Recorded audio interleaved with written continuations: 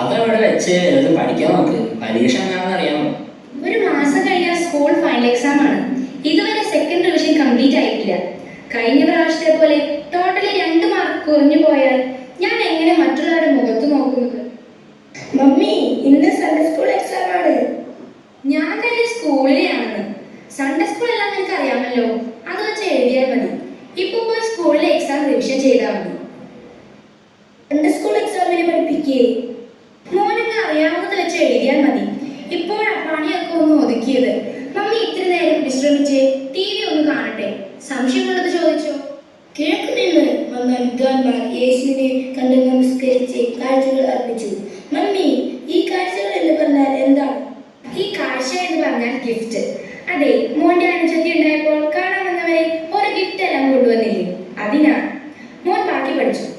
യേശുവിനെ സ്ഥാനപ്പെടുത്തിയത് ആര്? യേശുവിനെ സ്ഥാനപ്പെടുത്തിയത് ആരാ മമ്മി? ഓ, അത് പത്രോസ് ആണെന്നാ തോന്നുന്നത്. യേശു ക്രിസ്തു ജനിച്ചത് എവിടെ? അതെവിടെയാ പപ്പ? അത് സിറിയയിലാണെന്ന് തോന്നുന്നു. നീ ഗൂഗിളിൽ ഒന്ന് സെർച്ച് ചെയ്ത് നോക്ക്. അയ്യോ, സൺഡേ സ്കൂളിൽ പോകാനായി. എക്സാം അല്ലടാ നിനക്ക്. ഒന്ന് വേദപുസ്തകത്തെ വായിച്ച് പ്രാർത്ഥിച്ച് പോവാൻ നോക്ക്. ഒരു സങ്കീർത്തനൊക്കെ വായിക്ക്. യഹോവന്റെ ഇടയനാകുന്നു, എനിക്ക് മുട്ടുണ്ടാകുക. അയ്യോ, ബാക്കി വായിച്ചേ. ഇതിന്റെ ചാർജ് തീർന്നു പോയി.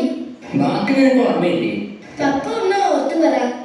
മോനെ, സമയമായില്ലേ, സൺഡേ സ്കൂളിൽ പോകാൻ നോക്ക്. പരീക്ഷ കഴിഞ്ഞാൽ അവൻ ഇതുവരെ വന്നില്ലല്ലോ.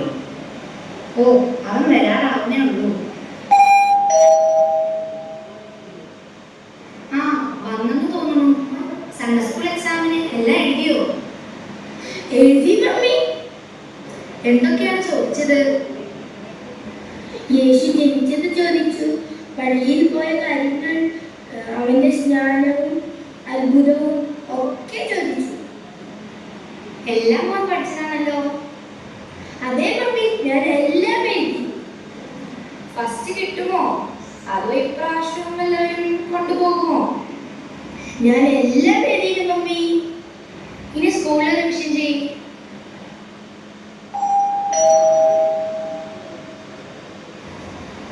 ആരത്? റോണിയോ? ഇരിക്കി. ഓ, ആരാധനൊന്നും പോരുന്നേ. പ്രസംഗത്തിനൊന്നും ഒരു പുതിയ പോയിന്റും ഇല്ല. ഷോർട്ട് ആൻഡ് സ്വീറ്റ്സ്, അതാണ് വേണ്ടത്. ഇപ്പോഴൊക്കെ എത്ര നല്ല പോയിന്റുകളുള്ള പ്രസംഗങ്ങൾ ഇന്റർനെറ്റിലും ഫോണിലും കിട്ടും. സമയമുണ്ടാകും. ടൈം ഇസ് മണി എന്നാണല്ലോ. എന്താ നിങ്ങൾ പറയുന്നത്? കുർബാന എന്ന ദൈവത്തിലുള്ള ഒരു ജീവനുള്ള അനുഭവ അനുഭവമാണ്. കുർബാനയിൽ പങ്കെടുക്കുമ്പോൾ നാം ദൈവത്തിന്റെ സന്നിധിയിലാണ് നിൽക്കുന്നത്. വിശുദ്ധ പൂർവ്വശിലാണ് വിശുദ്ധ കുർബാന. മാത്രമല്ല, തെറ്റായ വിശ്വാസം പ്രസംഗങ്ങൾ എഴുതരുത്.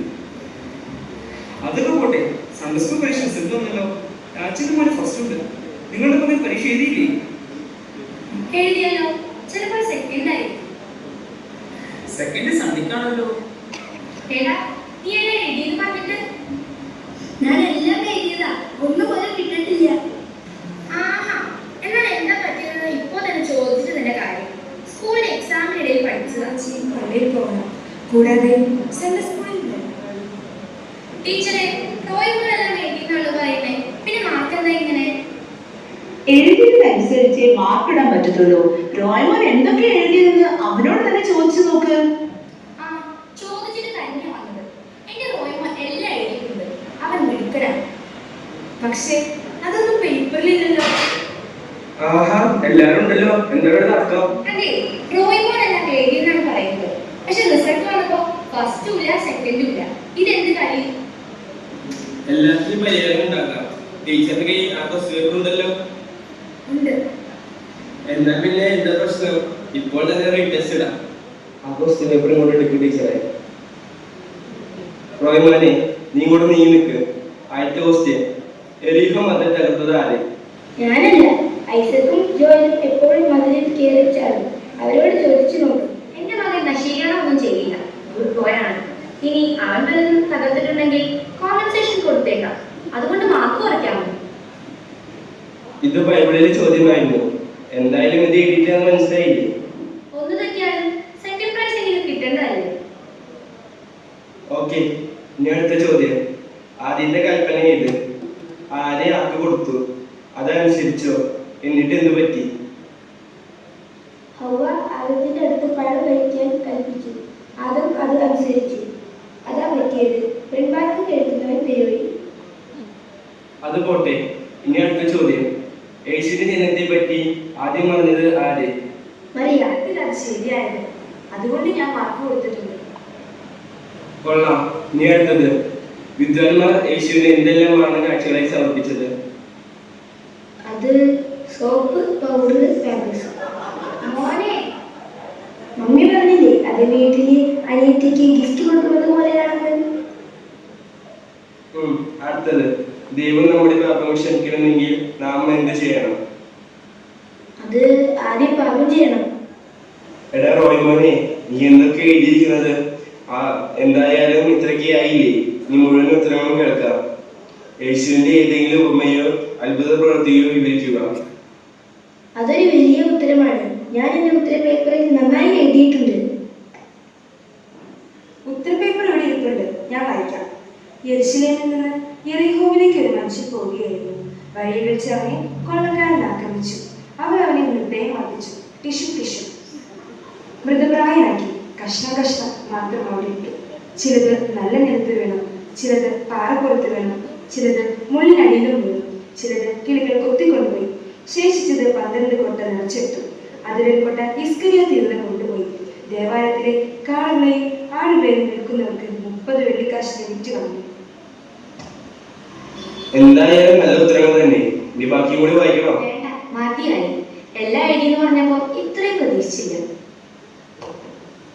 കുട്ടിയെ സ്കൂളിൽ മാത്രം പഠിപ്പിക്കുന്നതുകൊണ്ട് കാര്യമില്ല. സാധാരണ സ്കൂൾ വിദ്യാഭ്യാസം നമ്മുടെ കുട്ടിയുടെ ബുദ്ധിയെയും ജ്ഞാനത്തെയും വളർത്തുന്നതാണ്. പക്ഷേ സൺഡേ സ്കൂൾ കുട്ടിയുടെ ആത്മീയ വളർച്ചയ്ക്കും നല്ല സ്വഭാവ രൂപീകരണത്തിനും വളരെ പ്രധാനപ്പെട്ടതാണ്. അവിടെ കുട്ടികൾ ദൈവഭക്തിയും നന്മയും സത്യസന്ധതയും അനുസരണതയും മനുഷ്യസ്നേഹവും പറ്റി പഠിപ്പിക്കുന്നു. കുട്ടികളെ ചെറുപ്പത്തിൽ തന്നെ നല്ല വഴിയിലേക്ക് നയിച്ചാൽ അവർ ഭാവി നല്ല മനുഷ്യരായി വളരും.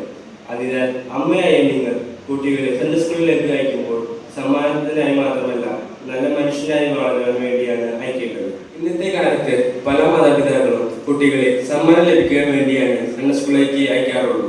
എന്നാൽ അത് ശരിയായ സമീപനമല്ല. സമ്മാനം ലഭിക്കുന്നത് കുട്ടിക്ക് പ്രോത്സാഹനം മാത്രമാണ്.